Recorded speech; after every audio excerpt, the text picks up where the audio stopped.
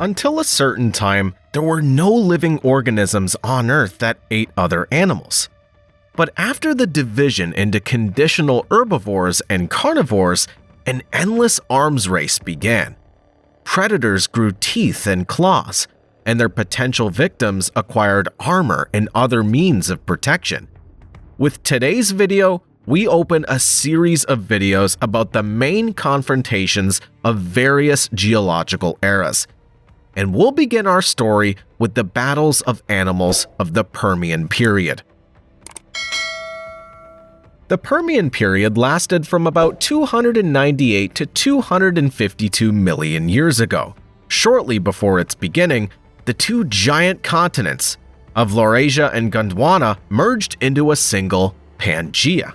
This supercontinent stretched almost from pole to pole and was washed by the Panthalassa Ocean, which occupied about 70% of the entire surface of our planet. At the junction of the Carboniferous and Permian periods, the climate on the planet became much colder. Snowcaps began to form at the poles, and if in the Carboniferous, mainly heat-loving amphibians prevailed, then in the Permian period, they had to make room significantly. The so-called therapsids, something between reptiles and mammals, came to the leading positions on land.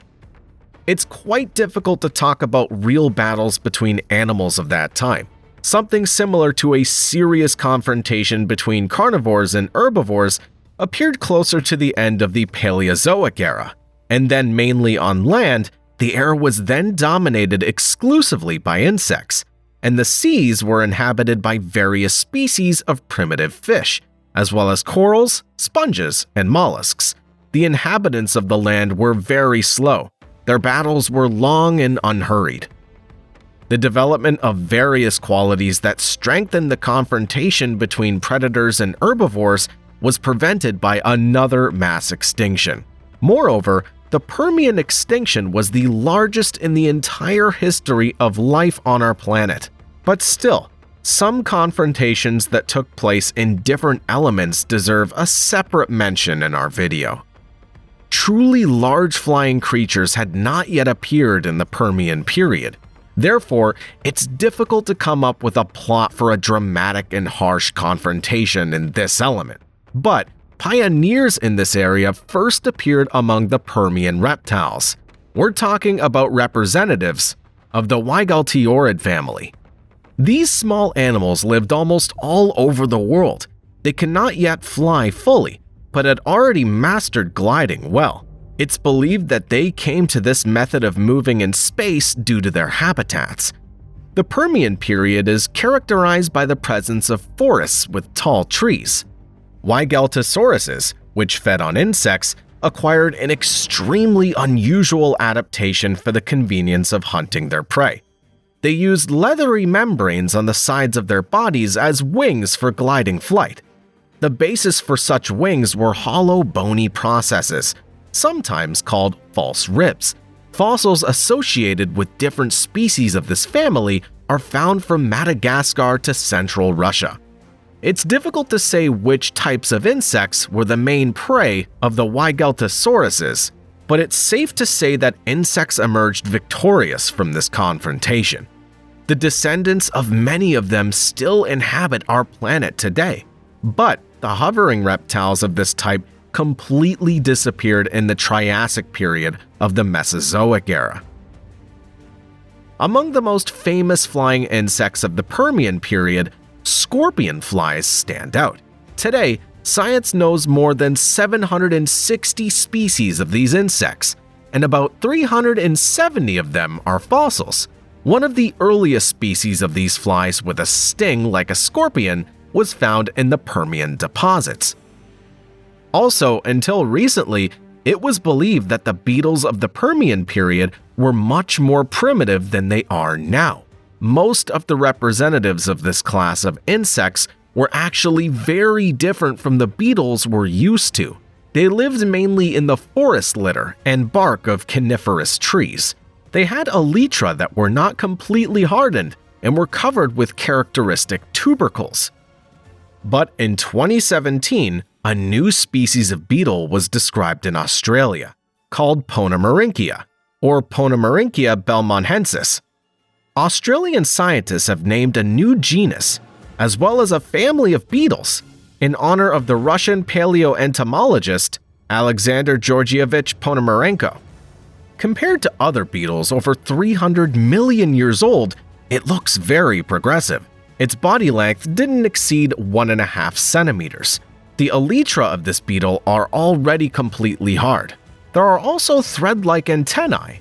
Its body is completely smooth, and its thoracic segments are almost identical to similar parts of the body of modern beetles. But at the same time, some features of its structure remain primitive. This did not allow researchers to classify Ponemorynchia to any of the modern suborders. It's believed that this beetle owes this body structure to a change in its lifestyle. It began to develop more open spaces, getting out from under the cover of tree bark. At the same time, these insects continued to live mainly on trees. The main inhabitants of the Permian seas were mollusks, sponges, and corals. In freshwater bodies, there were still sea scorpions that had given up their leading positions. But the most interesting for us are the primitive fish of that time. Among invertebrates, it's rather difficult to talk about any serious competition. But in the seas and oceans of the Permian period, there were two main groups of cephalopods, ammonites and nautiluses. These creatures differed in structure and lifestyle, but only nautiluses have survived to our time. Ammonites died out at the border of the Cretaceous and Paleogene periods along with dinosaurs. Oddly enough, ammonites were more developed from an evolutionary point of view. They appeared earlier and were more diverse. Complex shells with curved partitions, a progressive muscular system, and other adaptations made ammonites the dominant group of cephalopods of their time.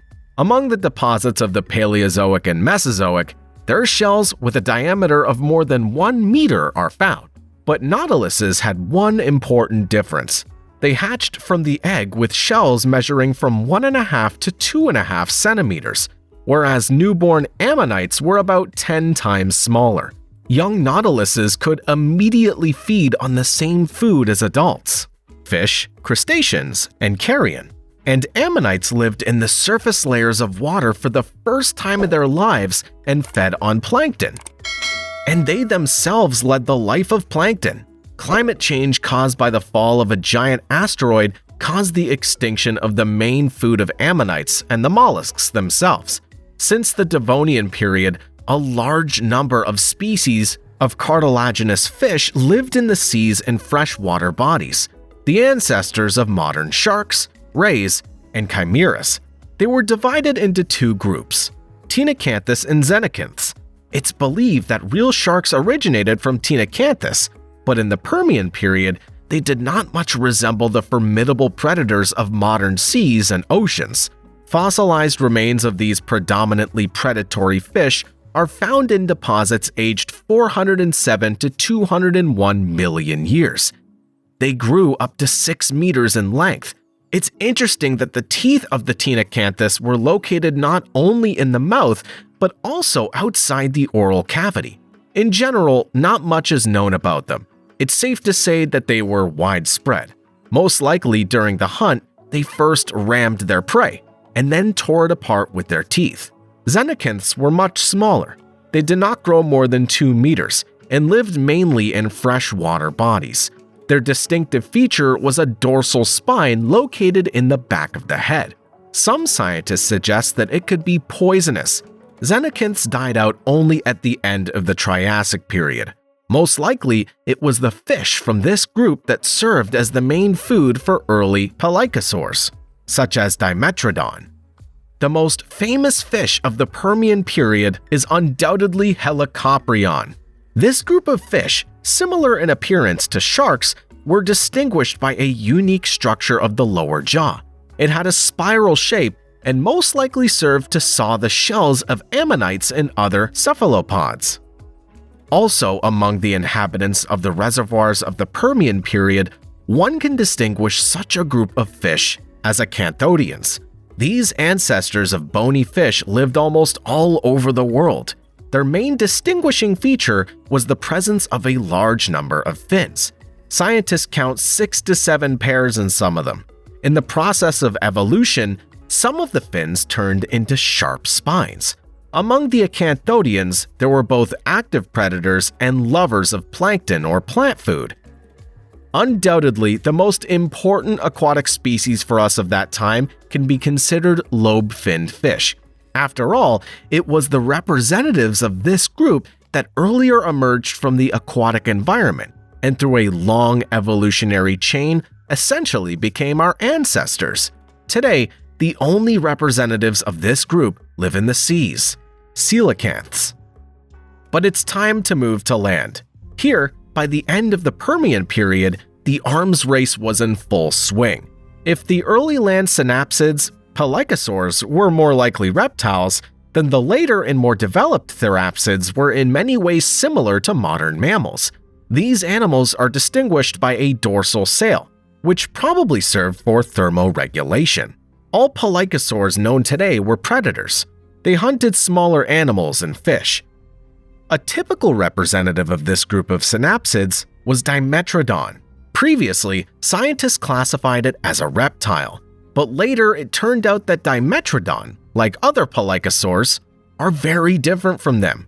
Although there are quite a few similar features in the appearance of these groups of animals, Dimetrodon lived in Germany, the USA, and possibly Canada, Russia, and South America. They grew up to 2.5 to 4 meters in length and up to 2 meters in height. These animals weighed from 200 to 250 kilograms. Different species of Dimetrodon had different types of teeth depending on their size and lifestyle. Some had small, sharp teeth adapted for catching fish, while others had teeth reminiscent of sharks. There are currently 20 known species of Dimetrodon. Initially, it was assumed that these animals moved like modern lizards, but later, fossilized tracks were discovered indicating that their legs were straighter when walking. Towards the end of the period, the division of synapsids and the therapsids that separated from them became more pronounced. The most developed group of predators were Gorgonopsians. This large group included animals of different sizes, from 1.5 to 4 meters.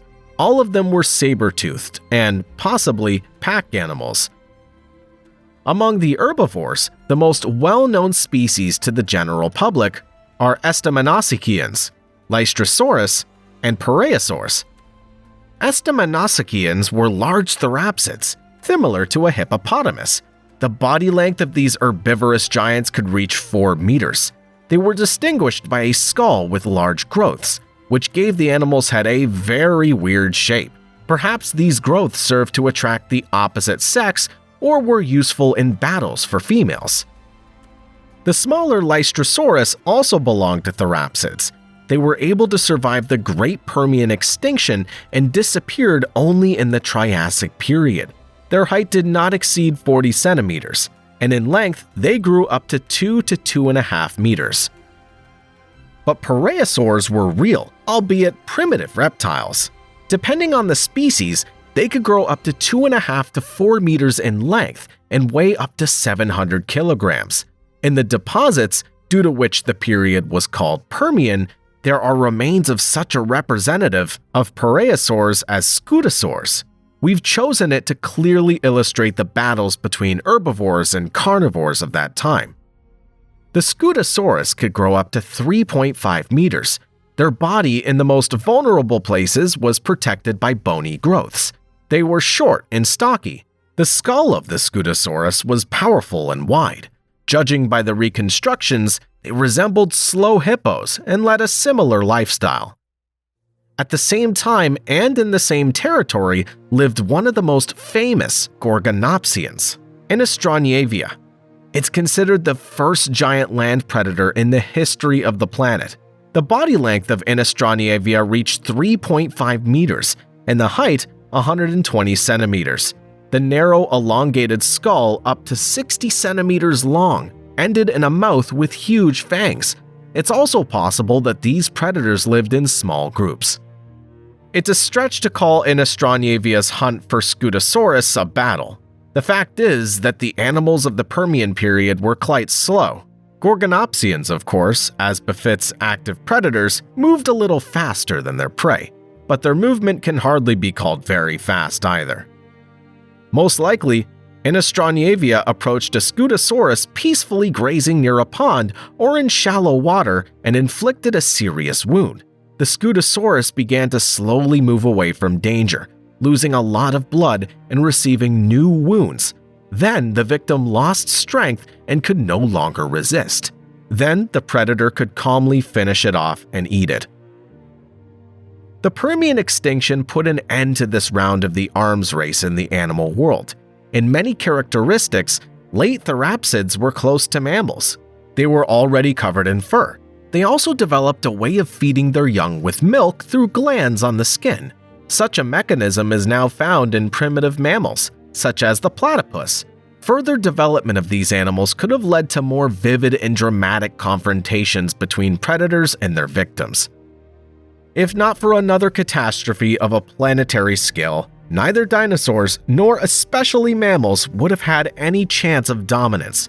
But the history of life on the planet took such a path that the heroes of the most vivid confrontations in the animal world were not the rhapsids, but reptiles and then mammals.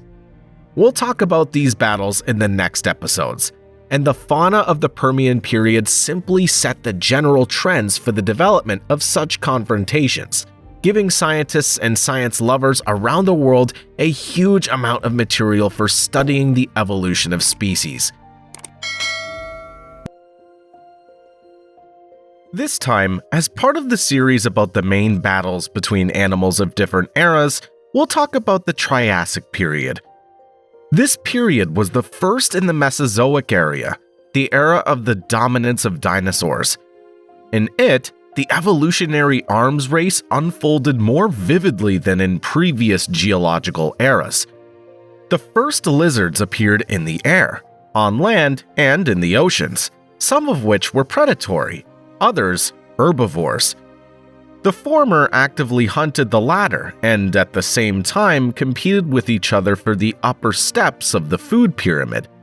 In this issue, we'll try to highlight the most interesting and dramatic confrontations of this time. The Triassic period began approximately 251 million years ago and lasted for almost 50 million years. At the very beginning, a type of lizards called archosaurs appeared. But by the end of the period, real dinosaurs and the first pterosaurs appeared. The end of this period was marked by another mass extinction. It, of course, was not as large as the previous one, the Permian. But even at the border of the Triassic and Jurassic periods, many species of living creatures disappeared from the face of the Earth. The Triassic period was divided into only 2 seasons. The first was dry and hot, and the second was wet. During the dry half of the year, reservoirs dried up and many areas turned into real deserts. The second half of the year, the Earth was flooded with constant rains. Nature flourished. Dense thickets appeared around reservoirs. Among the plants, gymnosperms predominated. These were mainly conifers, cycads, and ginkgo. A large number of new species of ferns also appeared. New species of foraminifera, single-celled amoeba-like creatures placed in a shell, appeared in the seas of the Triassic. 6-rayed and reliable 8-rayed corals also appeared. Shark-like and whole-bone ray-fin fish began to predominate among fish. Also, unique lizards called Pachypleurosaurus could also be found in the reservoirs of the Triassic period. This type of nodosaur didn't grow more than 1 meter in length.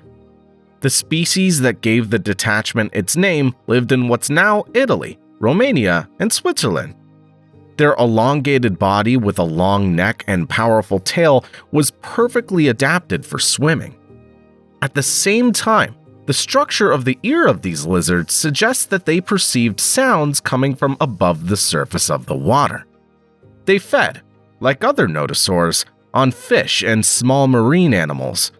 Nothosaurs were among the main marine predators of the early Triassic period, and they competed for the title of the main ocean predator mainly among themselves. Of course, predatory fish, like sharks, were also serious rivals for them. The largest nothosaurs grew up to 6 meters. They lived almost all over the world. The remains of these animals are found in Russia, China, Israel, North Africa, and other regions.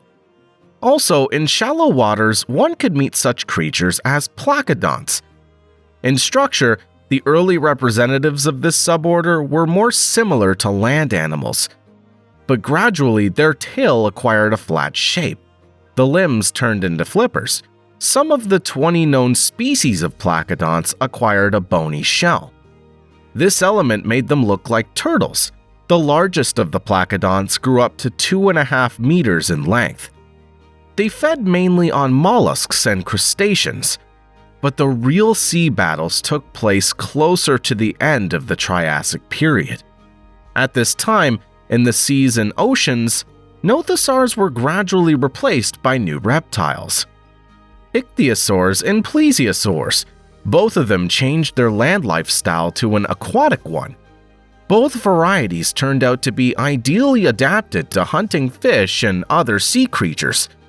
But the dawn of both varieties came in the next, Jurassic period. Therefore, we'll tell you more about the confrontation between ichthyosaurs and plesiosaurs in the next issue. Compared to the previous Permian period, life was simply in full swing in the airspace of the Triassic.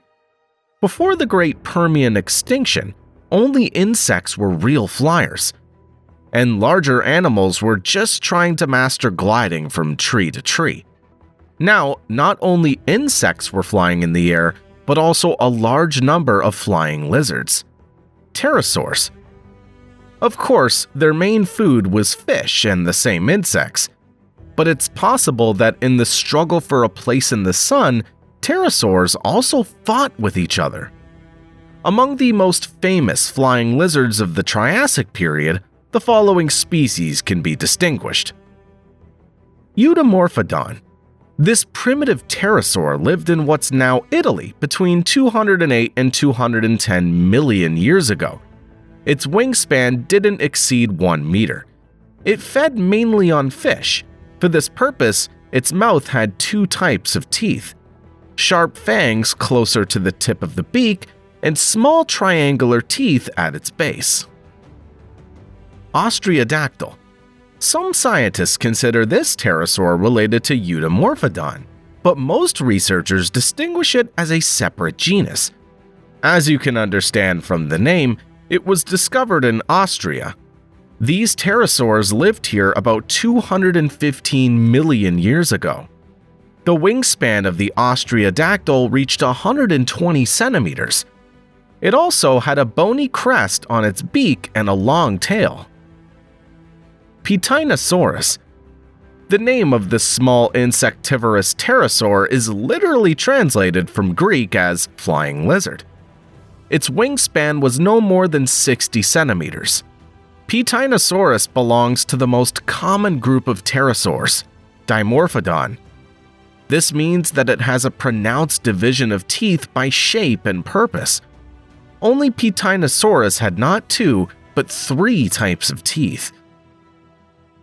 Priondactyl. This was an even earlier and even smaller species of pterosaurs.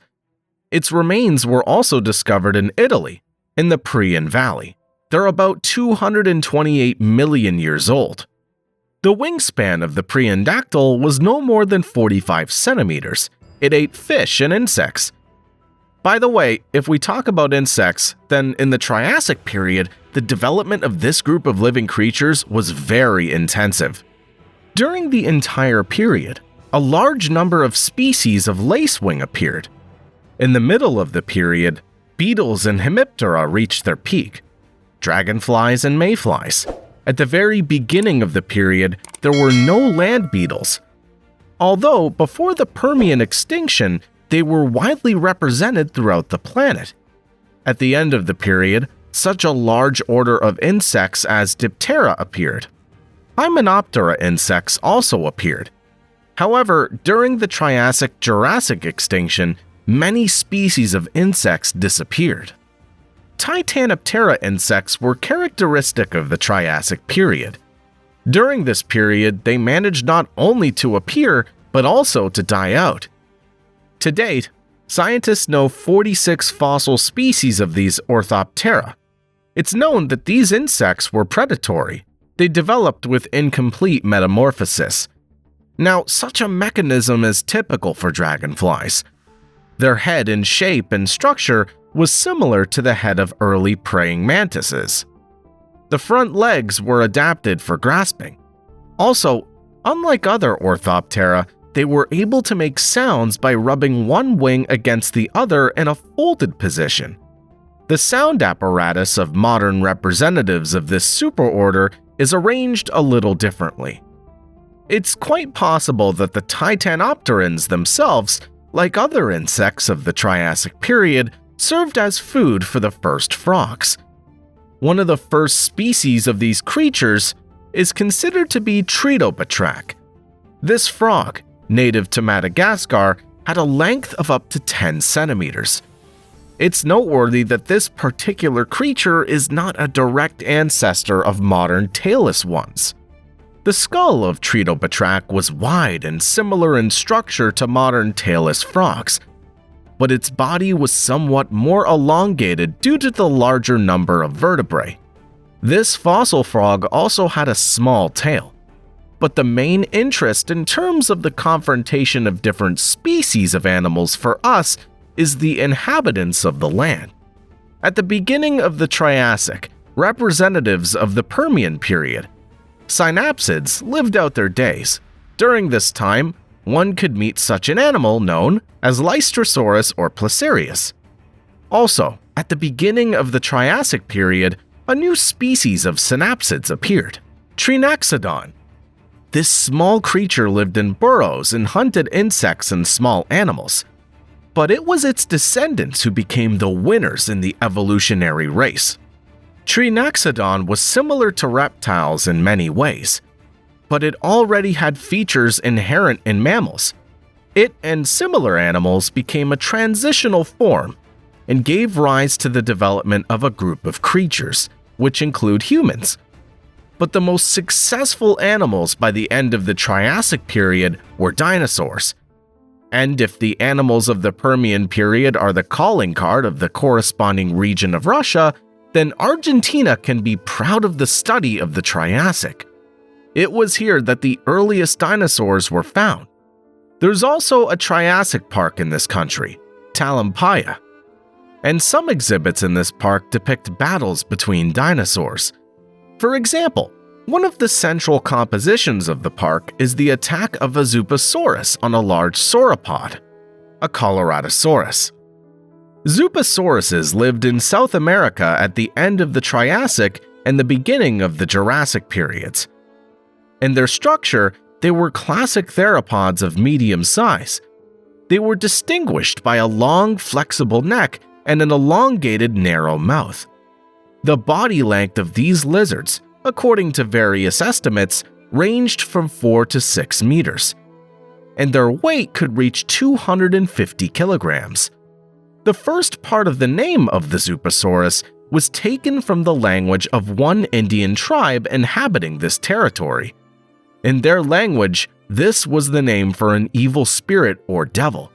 Accordingly, its name means devil lizard. The name of the Coloradosaurus comes from the area where it was discovered. The remains of this and many other Triassic dinosaurs were found in the Los Colorados Formation in the province of the same name. The Coloradosaurus is a classic long-necked sauropod. Only in the Triassic they had not yet reached such gigantic sizes as in the subsequent periods of the dinosaur age. Its body length was only about 7 meters. Another sauropod dinosaur was discovered in the same area. It received its name in honor of the famous popularizer of paleontology, Donald Lessem. The scientist who discovered it, Jose Bonaparte, gave it the name Lessemosaurus. The body length of this sauropod could reach 9 meters. Another herbivorous sauropodomorph dinosaur from the Triassic period was discovered in the province of La Rioja. Thanks to this, it was named Riojasaurus. It's one of the earliest sauropods discovered. Its remains are from 210 to 220 million years old. Despite many similarities with later representatives of this group, Riojasaurus has one significant difference. The latest studies of its skeleton have shown that this dinosaur moved not on 4, but on 2 legs. All the sauropods described above could have served as prey for Zooposaurus or its relatives, but in addition to predatory theropods, other large predators lived in Argentina during the Triassic period. In the Talampaya Park, there's a figure of a 10-meter crocodile, Thalassocus. This monster is simultaneously a relative of both crocodiles and dinosaurs. Also in the Triassic period, such creatures as archosaurs were common. They most likely became the ancestors of real dinosaurs. In the Argentine Triassic Park, there's such a unique animal as Lagosicus. Due to its modest size, only 40 to 50 centimeters, it received a name meaning crocodile the size of a hare. At about the same time, another archosaur, Desmatosaucus, lived in the United States. It was up to 6 meters long and 1.5 meters high. This archosaur weighed up to 1 ton. Its back was covered with a bony shell and protected by spikes. It's believed that these creatures became the ancestors of ankylosaurs. Perhaps such armor was necessary to protect against the largest predator of North America at that time, Postosuchus. This predatory archosaur could grow up to 4 to 5 meters in length and up to 3 meters in height. Such a giant could weigh up to half a ton.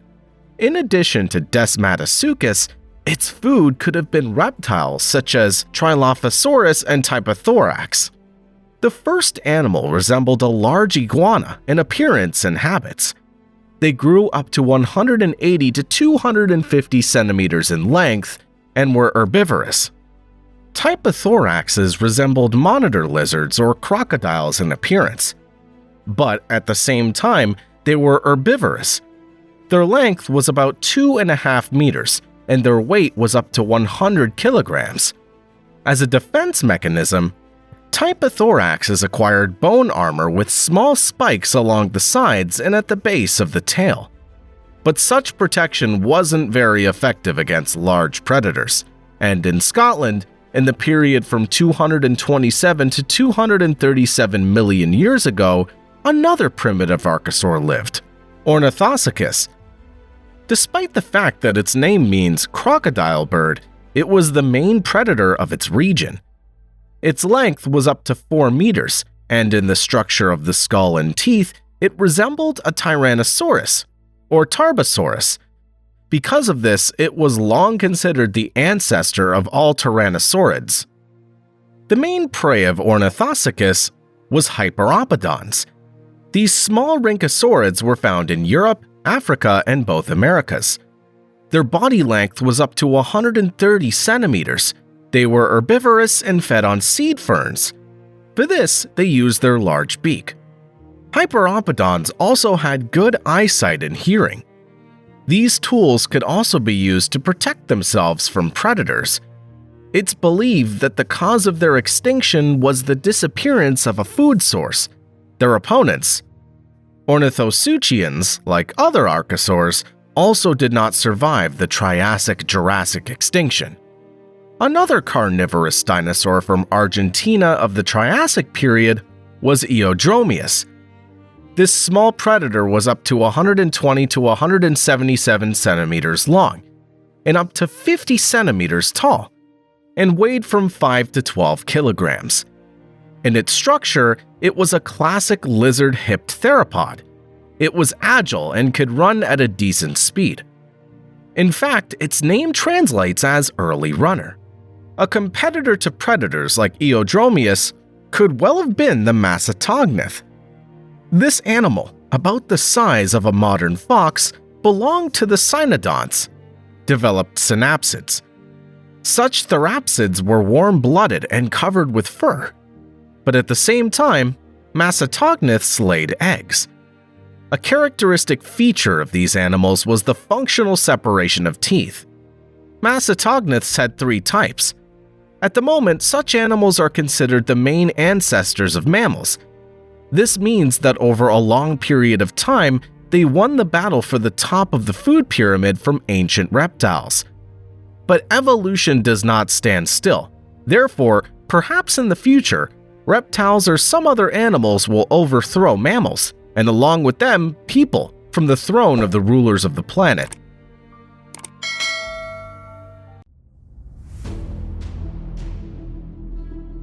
Today, our series about the main battles between animals of different eras has come to the famous Jurassic period. True, most of the dinosaurs shown in Steven Spielberg's films belong to the next one, the Cretaceous. But the Jurassic period also had its heroes. And in this episode, we'll try to introduce viewers of our channel to their dramatic struggle for survival and leadership in the food chain. The second period of the Mesozoic began about 201 million years ago and lasted about 56 million years. It got its name from the mountain system located in Switzerland and France. During this period, many geological and climatic changes occurred. About 213 million years ago, the division of the supercontinent Pangaea into modern continents began.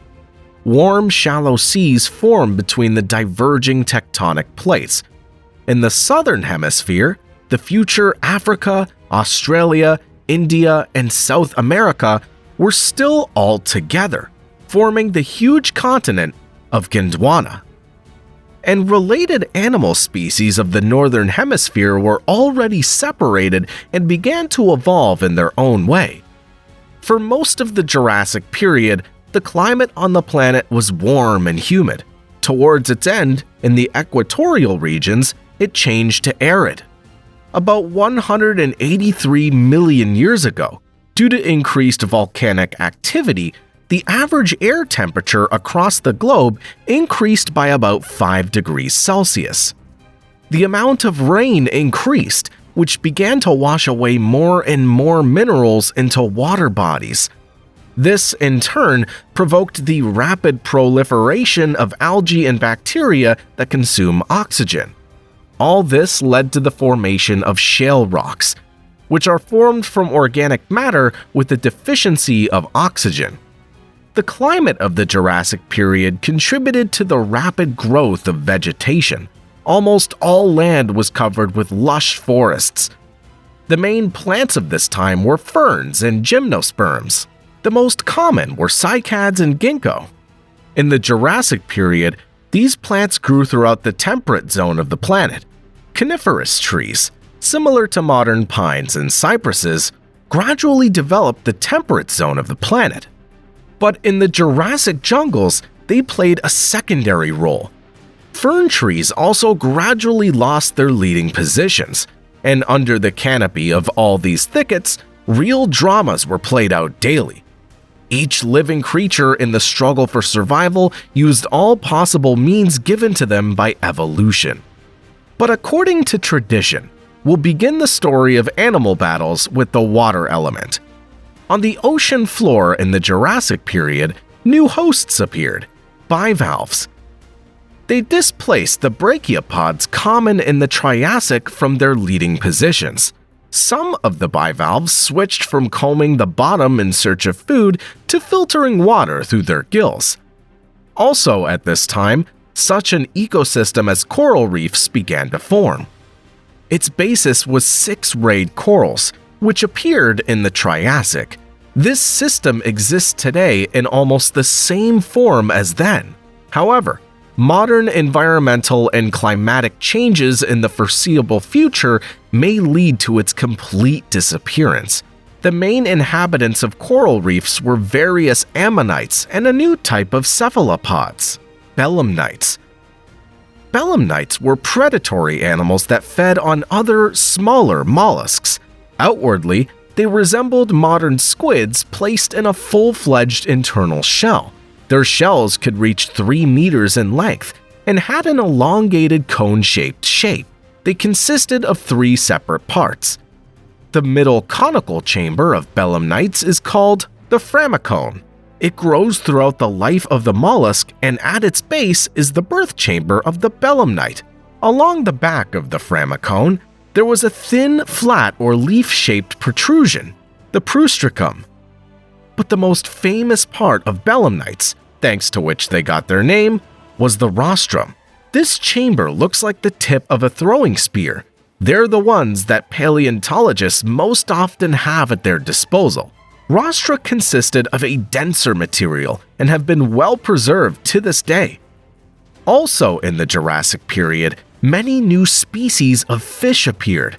Among them were sharks, which had already acquired a completely modern appearance.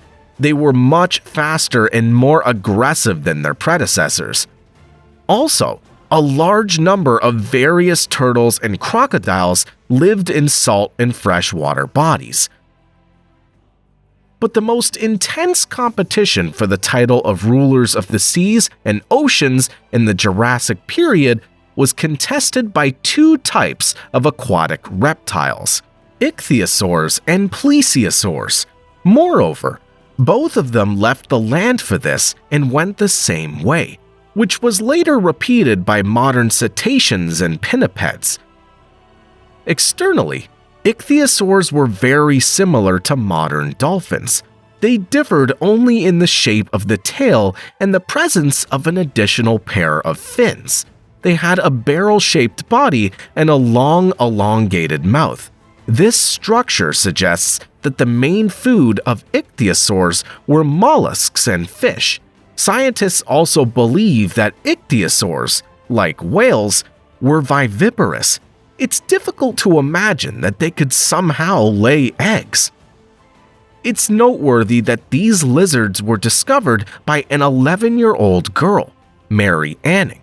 She discovered a skeleton on the so-called Jurassic coast of England in Dorset in 1811. Her older brother found a fossilized skull, which he mistook for a crocodile skull. This find captivated the girl so much that she began to sort through other stones on the beach and was able to assemble an almost complete skeleton of an unknown creature. This young lover of paleontology is also the discoverer of plesiosaurs and pterosaurs. The name ichthyosaur means lizardfish. It was first used by the German naturalist Carl Dietrich Koenig, but later the skeleton found by Mary Anning was classified as a Temnodontosaurus. According to some estimates, these ichthyosaurs could grow up to 9 to 12 meters and weigh up to 3 tons. To date, scientists have described several dozen species of these lizards that lived all over the world. A plesiosaur discovered later on the same beach was only 3.5 meters long. Now, this species, which gave its name to the entire family, is considered medium-sized. The largest plesiosaurs grew up to 15 to 20 meters. They had a large barrel-shaped body with 4 flippers on the sides. Plesiosaurs also had a long, mobile neck and a small head. The structure and arrangement of their teeth suggests that these lizards fed mainly on fish. It's unlikely that one can seriously consider the possibility of regular battles between ichthyosaurs and classic plesiosaurs, but everything changed dramatically with the appearance of a separate variety of plesiosaurs with a short neck and a powerful mouth. These lizards were called pliosaurs and were classified as a separate genus, and their diet included more than just fish. The largest of them could easily hunt other aquatic lizards. The first pliosaur was also discovered in England and described in 1822. Its length is estimated at 10 to 13 meters, and its weight at 15 tons. The skull of a pliosaur, depending on its species, could be more than 2 meters long. When swimming, these giants used the technique of underwater flight and could develop a decent speed. In combination with a huge mouth and a keen sense of smell, this gave pliosaurs a serious advantage over other aquatic inhabitants. In the airspace of the Jurassic period, no significant changes were observed compared to the Triassic. Pterosaurs still reigned here. These small winged reptiles mainly ate fish. It's unlikely that serious air battles occurred between them. Of the notable events in the air kingdom of that time, one can note the extinction of the Rhamphorhynchus and the appearance of the most famous pterosaurs, pterodactyls. This type of flying lizard was discovered very first, and for many, the word pterodactyl is a synonym for all winged reptiles of the dinosaur era. At first, scientists attributed all the pterosaurs found to this genus, but later, the classification of most of them was changed. It's also still unclear whether all the samples available to researchers belong to different types of pterodactyl. It's possible that some of them are representatives of the same species, but their remains belong to individuals of different ages. The first real birds also appeared in the Jurassic period. For a long time, it was believed that the transitional form between reptiles and birds were the Archaeopteryx. Its discovery became another confirmation of Darwin's theory. But later studies showed that this unique creature belongs to a dead-end branch of development. As always, the main battles of animals took place on land, and as almost the entire era of dinosaurs, the dominant predators on all continents were large theropods. In the early Jurassic period, these were representatives of the megalosaurid family. The remains of these monsters have been found in Europe, North America, and even in Madagascar. Megalosaurus, which gave the name to the family, is the first reliably described dinosaur. The lower part of its femur was found in England in 1676. These carnivorous lizards lived in Europe from 166 to 168 million years ago. Their weight was about 2 tons, and the body length reached 9 meters. Another genus of this family, the torvosaurs, lived in the United States, Portugal, Germany, Tanzania, and Uruguay. Their remains are 145 to 165 million years old. The body length of the torvosaurs was about 10 to 12 meters, and their height was up to 4 meters. They weighed about 3.5 to 4.5 tons. Another group of large theropod dinosaurs, the allosaurids, appeared 155 to 145 million years ago. They were also distributed throughout the world. Along with coelurosaurids, they lived in the same areas as the megalosaurs, but scientists suggest that representatives of different families occupied different ecological niches and did not compete for food. Allosaurus, which gave the name to the entire family, was not the largest predator of the dinosaur era. Its length did not exceed 8.5 meters, and its height was about 3.5 meters. The average body weight of an adult Allosaurus was about 1.5 tons.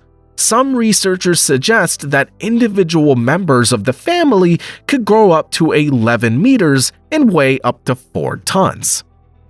Coelurosaurs are the largest group of theropods. In the Cretaceous period, the most terrible predator of all time, the Tyrannosaurus rex, will eventually appear. This group also includes different types of ornithomimids and moniraptors. All of them are the closest relatives of birds. It's noteworthy that such unique dinosaurs as compsognaths also belong to coelurosaurids.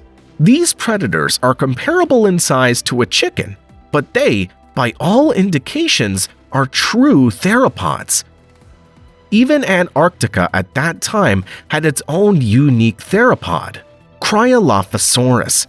Its size is estimated at 6 to 8 meters, and its weight is from 500 to 800 kilograms. A distinctive feature of this carnivorous giant was the crest on its head. Unlike many other theropods, the crest of the Cryolophosaurus was located not along but across the skull. Perhaps it served to attract individuals of the opposite sex. As already mentioned, constant battles between representatives of different theropod groups were most likely rare, but the herbivores that lived at the same time had to constantly fight for their lives. The Jurassic period was the heyday of the largest creatures on our planet, sauropods. Apatosaurus, Diplodocus, and Brachiosaurus were real giants. For example, the weight of an adult Brachiosaurus could reach 60 tons. Only young or sick individuals could become prey to predators. They descended from an earlier group of dinosaurs called prosauropods. For example, they include such a species as Etonyx. It lived in South Africa at the beginning of the Jurassic period. These lizards were not as large as their descendants. Also, it's possible that prosauropods moved not on 4 but on 2 legs or periodically changed their mode of movement. Given their size, adult sauropods could easily eat vegetation from the tops of trees without fear of attack by enemies. Although there are suggestions that some theropods of the Jurassic period were pack hunters. Using the right tactics, 2 to 3 allosaurids could risk attacking even an adult sauropod. Smaller herbivorous dinosaurs had to use different methods of protection. Most likely, the main prey of large predators of that time were stegosaurs and iguanodons. The former were up to 9 meters long and weighed up to 4 tons. There were 2 rows of vertically arranged plates on their backs. They could have served both for protection and for thermoregulation. Another formidable weapon of stegosaurs were the spikes on the tip of the tail. Many fossils of these herbivores bear traces of bites from large predators in the area of the base of the tail and on the hips. And on one of the skeletons of an Allosaurus, a hole has been preserved, presumably pierced by a Stegosaurus tail spike. Iguanodons appeared closer to the end of the period. They were also herbivorous dinosaurs with a small head and a beak-like mouth. Their length ranged from 10 to 13 meters. A distinctive feature of this group of lizards was the presence of a large claw on the big toes of the front paws. There's an assumption that dinosaurs could use it to protect themselves from predators, but perhaps they used this tool to dig up plant roots. Don't forget that herbivorous dinosaurs most likely grazed in large herds. They included representatives of various families. Herds of ungulates in the African savanna look about the same now. There, zebras, giraffes, and various types of antelope graze next to each other. They feed on different types of plants, and each animal contributes to the overall security system. Both now and in the era of dinosaurs, not every predator attack was successful. The result of the arms race between herbivores and carnivores is the achievement of a certain balance, which serves to maintain natural ecosystems in equilibrium.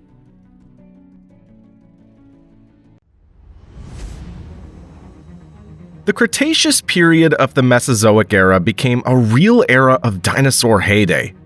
At that time, a huge number of the most diverse reptiles lived on land, in water, and in the air.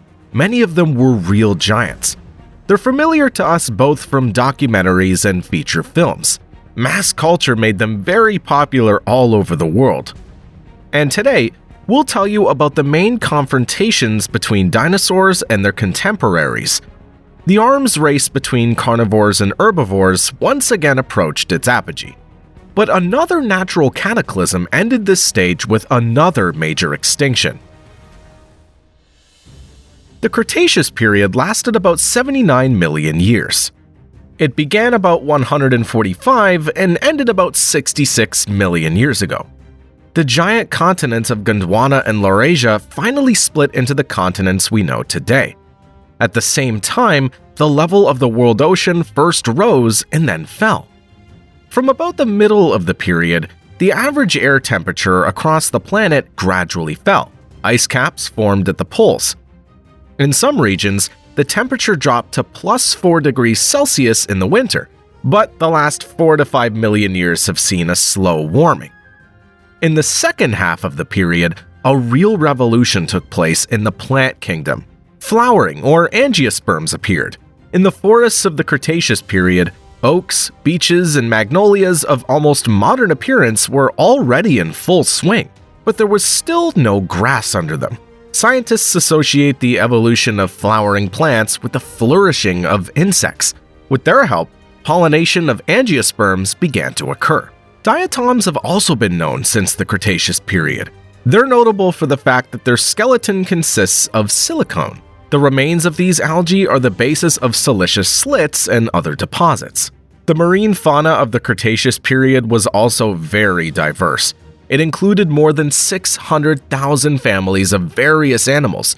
For comparison, scientists know only 450,000 families from Devon, which is often called the Age of Fish. At the beginning of the Cretaceous, the main marine predators were pliosaurs. We talked about them in a previous video, dedicated to the battles of animals of the Jurassic period. Among the pliosaurs of the Cretaceous period, which competed both with each other and with other species of marine animals, we can note the Chronosaurus and Dolichops. According to some estimates, the body length of the Chronosaurus could be up to 10 meters long. This giant weighed about 11 tons. The age of the remains found in Australia and Colombia is around 100 to 120 million years old. Scientists also have real evidence of dramatic confrontations of marine animals involving chronosaurs. When analyzing the contents of their stomachs, researchers found that these marine reptiles ate both large and small elasmosaurids, sharks, and even small turtles. The largest prey of these lizards was believed to have weighed about 3 tons. This shows that the Chronosaurs successfully butchered animals that they could not swallow whole. Also, on the skull of a small lizard from the elasmosaurid family, Vulungosaurus traces of the teeth of this predatory pliosaur were found. It's not surprising, because the teeth of Chronosaurus are similar in shape to the teeth of killer whales or crocodiles, and in size reach 30 centimeters together with the crown. The bite force was also comparable to the jaw strength of modern crocodiles. Dolichops, by all indications, was a fish-eating plesiosaur. Its length didn't exceed 3 meters. It had large eyes and an elongated mouth. This made its muzzle similar to the muzzles of ichthyosaurs. Dolichops lived in the territory of the modern United States in the period from 70 to 93 million years ago. In the seas and oceans of the Cretaceous period, various types of corals, sea urchins, and bivalves continued to develop. A huge number of microorganisms and small-shelled crustaceans also appeared. They were part of the plankton. The shells of many of them had a calcareous structure. Now they form the basis of the bottom sediments of that period. But the real masters of the seas of the Cretaceous period, of course, were the mosasaurids. These giants appeared only in the second half of the period, but it's quite difficult to imagine that someone could offer them worthy resistance. Most likely, only their relatives could pose a danger to them. The mosasaur, which gave its name to the family, became the first of a large number of rulers of the world ocean at the end of the dinosaur era. Subsequently, the remains of mosasaurs were discovered in the Netherlands, the USA, Russia, Belgium, Japan, New Zealand, Antarctica, Africa, and Scandinavia. The largest of them, Hoffmann's mosasaur, grew up to 17 meters in length, but other species were at least 10 meters in size. The mass of these lizards reached 15 tons. Outwardly, these monsters resembled giant crocodiles with flippers instead of legs and a huge mouth full of sharp teeth. But despite being the status of a megapredator, the mosasaur could also become someone's lunch. In 2014, an incomplete skeleton of a small mosasaur with a very interesting history was discovered. The remains found were quite well preserved, and scientists were able to study the contents of its stomach. The mosasaur's last meal was a fish about 1 meter long, but literally immediately after a hearty meal, the lizard became the prey of at least 3 sharks. This is evidenced by the preserved traces of teeth on its bones. Pterodactyloids continued to reign in the airspace, but by the end of the Cretaceous period, they reached truly gigantic sizes. Such lizards as Quetzalcoatlus, Aerotitan, or Hatzegopteryx can be confidently called the kings of the air. The wingspan of an adult was rarely less than 10 meters. Scientists are still debating how such giants could take off. These flying lizards fed on fish, small dinosaurs, and carrion. But at this time, a large number of real competitors of pterosaurs appeared. We're talking about birds. They turned out to be more adapted to changes in living conditions and were able to survive the Cretaceous-Paleogene extinction. In the Cretaceous period, such seabirds as Ichthyornis, Hesperornis, and Baptornis appeared. In size and structure, Ichthyornis resembled modern seagulls. Their body length was about 20 centimeters, and their wingspan was 50 centimeters. They weighed from 300 to 600 grams. These birds could dive and survive underwater for a long time without air. Naturally, their main food was fish. They lived on the shores of the seas in modern USA and Europe about 85 to 96 million years ago. Hesperornis and Baptornis were similar to penguins and led a corresponding lifestyle. Hesperornis grew up to 180 centimeters. Their remains have been found in the USA, Russia, and Kazakhstan. They lived in these places about 80 million years ago. It's believed that they mainly lived on the banks of freshwater bodies. They almost had no wings and, naturally, couldn't fly. But these birds swam well and caught fish with their toothed mouths. Earlier Baptornis were not such large fish-eating birds as Hesperornis, but they led a similar lifestyle. However, their legs, in all likelihood, were similar to flippers. The remains of these birds were found in deposits aged 80 to 87 million years in the USA, Canada, and Sweden. Among the flying birds that appeared in the Cretaceous period, we can note the fan-tailed ones, Confuciusornis, Longipteryx, and Iberomsornis. Confuciusornis is a small bird the size of a crow. As you can guess from the name, it was discovered in China. These birds lived here about 120 to 125 million years ago. It's noteworthy that the Confuciusornis has no teeth. Although later and closer to modern birds, Hesperornis and Ichthyornis were toothy. Confuciusornis ate plant seeds and insects. The body length of Longipteryx was only about 15 centimeters. It also lived in China about 120 to 125 million years ago. A distinctive feature of this small bird was its elongated beak, which made up about 60% of its full body length. At the tip of the beak, it had several large, powerful teeth. At first, scientists assumed that it was a tool for catching fish, but later, the stomach contents of one of the fossilized specimens were studied. It turned out that the Longipteryx ate the seeds of gymnosperms. It seems that they used their teeth to extract these seeds from cones. Iberomsornis, which lived at the same time in Spain, was much closer in structure to modern birds. It was a small bird with a body length of only up to 15 centimeters and a wingspan of up to 20 centimeters. Iberomsornis ate insects. At the moment, science doesn't know much about these birds. Researchers have only one specimen, and it's without a skull and wings. But nevertheless, the most dramatic confrontations between animals took place on land. The Cretaceous period saw the heyday of a wide variety of carnivorous and herbivorous dinosaurs. Both acquired a variety of new devices for attack or defense. Of course, the dominant predators on different continents were the largest theropods. The most famous of them is undoubtedly the Tyrannosaurus rex. This predator, which lived in North America, is the hero of a large number of Hollywood blockbusters and documentaries about dinosaurs. Even our channel dedicated several separate episodes to this. Asian herbivores were terrified by the relative of the T-Rex. Tarbosaurus. In Africa lived the Carcharodontosaurus. In South America, Giganotosaurus. All of them walked on two legs and had giant mouths filled with large, sharp teeth. Also, tyrannosaurids and other large theropods had a powerful short neck. With its help, they could lift and shake the captured prey, causing it even more suffering. Tyrannosaurus and its relatives were most often confronted by the largest herbivores of that time. These were sauropods, stegosaurs, ceratopsians, and many other types of dinosaurs. We talked about sauropods in detail in a previous video.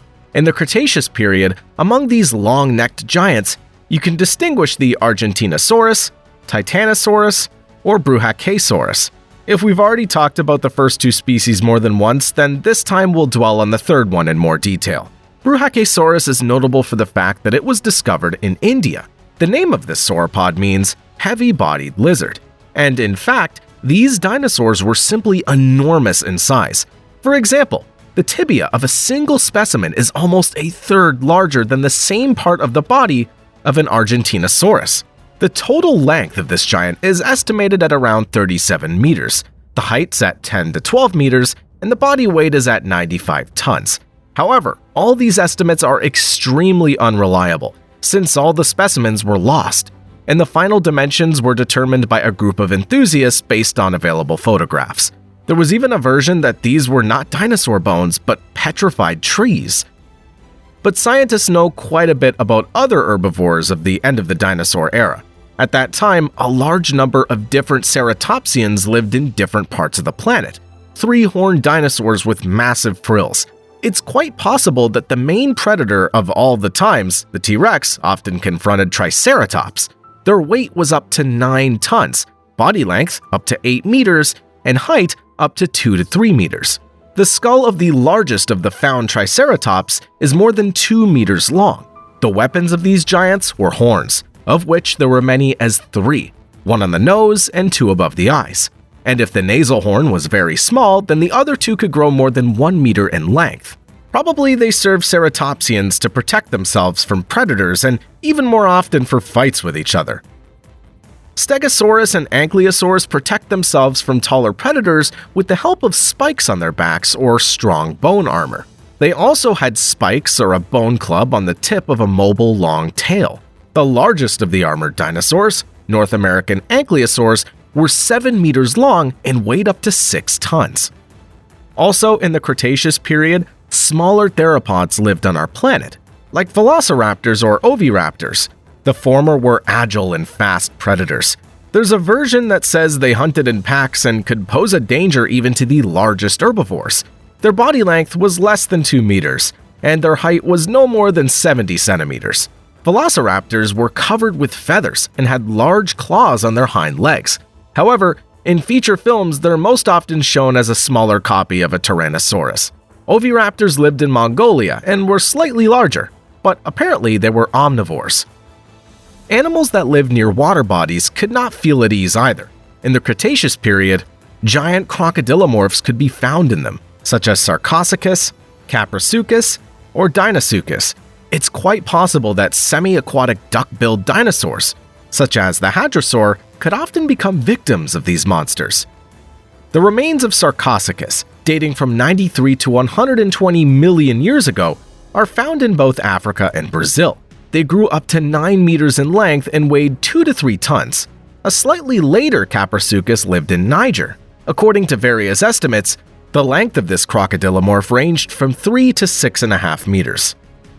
Deinosuchus were contemporaries and neighbors of tyrannosaurs.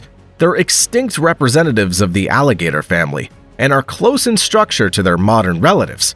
Only Deinosuchus grew up to 12 meters and weighed up to 8.5 tons. Such a monster could well have tried to drive away from its pond even a T-Rex that came too close. Initially, the bite force of a Deinosuchus was estimated at about 18 kilonewtons. But later, a group of scientists studied the bite force of 83 adult living modern crocodiles of various species. As a result, it turned out that the strongest jaws belonged to saltwater crocodiles. They slammed shut with a force of almost 16.5 kilonewtons. Having transferred these results to the dimensions of Deinosuchus, the scientists received a figure of 102.8 kilonewtons. Looking at the fauna of the Cretaceous period, one might get the impression that this was the time when huge theropods, crocodilomorphs, and mosasaurs ate all living things around them. But as always in nature, there was a balance of forces back then. In addition to modern birds, the first modern lizards, snakes, and even placental mammals appeared at this time. Among them were both the ancestors of ungulates and the first primates, that is, our immediate ancestors. But who they had to face in the struggle for survival after the extinction of the dinosaurs, we'll find out from the next issue. In conclusion, as always, thanks to everyone who watched the video all the way to the very end. You can learn more about the appearance and study of the animals presented in this video from our other videos on the channel. They also talk about the flora and fauna of other geological eras, the formation of humanity, and the peculiarities of the mutual existence of people and nature today.